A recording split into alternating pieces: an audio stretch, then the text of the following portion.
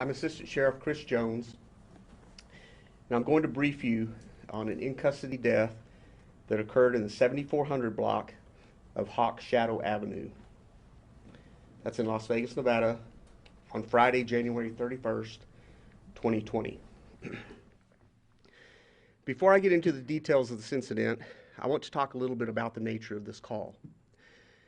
We typically do not do 72-hour briefings on medical calls or in custody deaths, but in the spirit of transparency, we felt it necessary to do this briefing.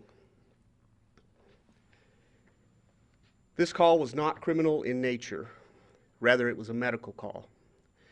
We often respond to medical calls in concert with paramedics to ensure the safety of all involved. Depending upon the information we receive, the situation may call for medical and police response. At this point in the investigation, the coroner's office has not ruled on the cause and manner of death. The results of the autopsy and toxicology will take several weeks. I'll now provide you with the details.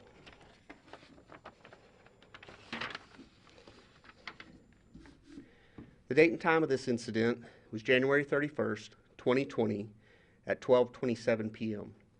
It originally came into our dispatch center as an attempt suicide. The location of the call is the 7400 block of Hawk Shadow, located in Spring Valley Area Command.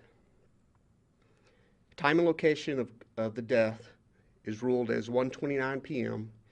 at Spring Valley Hospital. The officers involved are Police Sergeant Brett, B-R-E-T-T, Levasseur, L-E-V-A-S-S-E-U-R. Sergeant Levasseur is 47 years old. He's been with Las Vegas Metro since September of 2009. Second officer involved is Officer Steve Saxton, S-A-X-T-O-N. Officer Saxton is 35 years old, and he's been with Metro since January of 2003. The third officer involved is Officer Ryan, R-Y-A-N, Thacker, T-H-A-C-K-E-R. Officer Thacker is 39 years old, and he's been with Metro since May of 2017. All three officers are assigned to Spring Valley Area Command. The name of the decedent is David Baxter, B-A-X-T-E-R. Mr. Baxter was 37 years old. He's a white male, 6'1", 240 pounds. On January 31st, 2020, our dispatch center received a call from a citizen who stated that a friend of his, later identified as Mr. Baxter, had made threats to commit suicide. According to the PR, the person reporting, Mr. Baxter had taken a large amount of narcotics, presumably methamphetamines, in an attempt to take his own life. Mr. Baxter did not communicate with officers when they first arrived and was acting very erratically as medical personnel and additional officers arrived. Through body-worn camera, we can see Mr. Baxter was exhibiting signs of a condition known as excited delirium.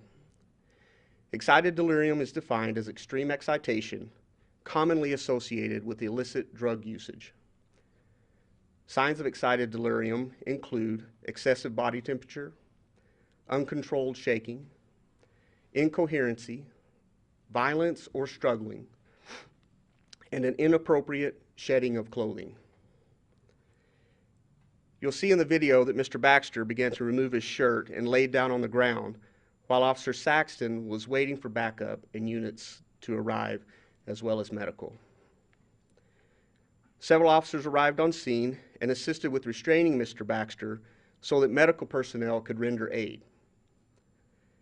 Medical started treatment once Mr. Baxter was safely restrained, and after the initial medical treatment, Mr. Baxter was placed on a gurney with the assistance of several officers. Medical personnel requested that the handcuffs be removed once Mr. Baxter was placed on the gurney.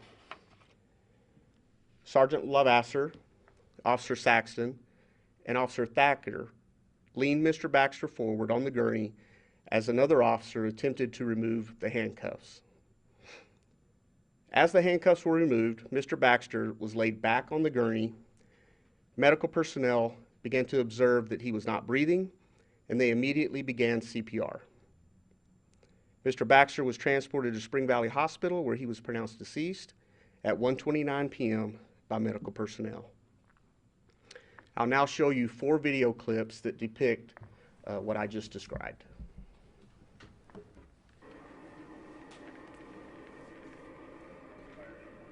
Hey Dave, I need you to stand up, bud. Can you stand up? No? No? You're not going to be able to stand up for me? Dave, no?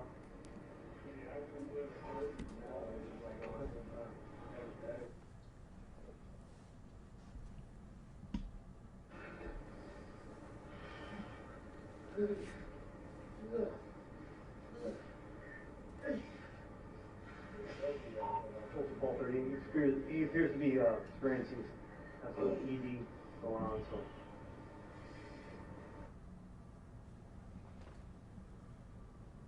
I'm going to try to hold him up and walk him out. What's this for?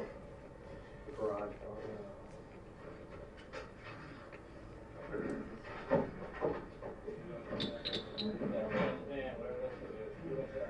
Just leave it, bud. Just leave it, okay? Davey, can you stand up, bud, or no? Can you stand up or no? Come on, bud. Let's get you up, bud. Let's get you up.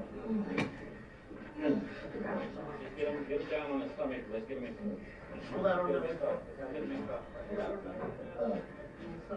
Okay, you want him on the stomach? Get him in cuff real quick.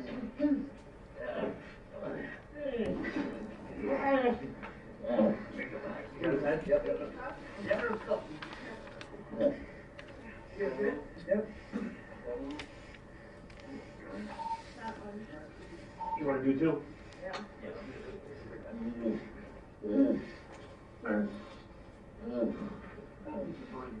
Once we get him up in the recovered position.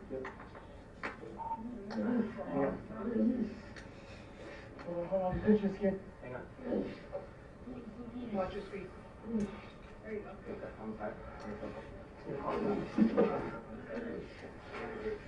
We're gonna get you up so you can breathe, okay? Okay? Okay.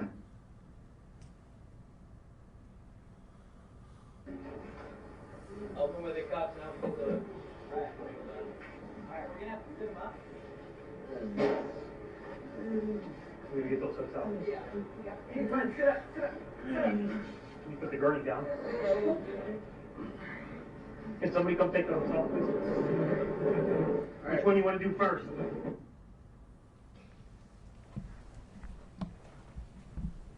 Shortly after that, they laid Mr. Baxter back down on the gurney, and that's when they noticed that he was not breathing. I'll take any questions you may have. Do you all believe that drugs were the cause of him to stop breathing or the cause of his death? Obviously, the toxicology report has not come back yet, but based upon what the initial person reporting said, in that he had ingested a large amount of narcotics, presumably meth, in addition to the behavior that we saw on the video, it would not surprise us to find that narcotics played heavily in this. Did officers handle this situation appropriately? Is this how they were trained to handle this? Right, so it's about 72 hours after the event, and obviously the ongoing investigation. But if you look at policy that describes what our officers are supposed to do during excited delirium, as well as the medical personnel was immediately there. At this point, we don't believe that the officers' actions caused any part of it. However, it's early, and we have not got the information back from the coroner that will determine cause and manner of death. In the video, it seems like he's struggling to move because of the handcuffs. Is it normal policy protocol to have them handcuffed if they are experiencing ED? Yes. In matter of fact, that's straight out of our policy. A second part of our policy, when a person is experiencing excited delirium, the recommendation is that they are placed in more than one pair of handcuffs. And if you saw in the video and you could hear the officers talking about placing 2 sets of handcuffs on him because of that. So Why that's is that- straight out of why- policy. Why is that with the 2 handcuffs?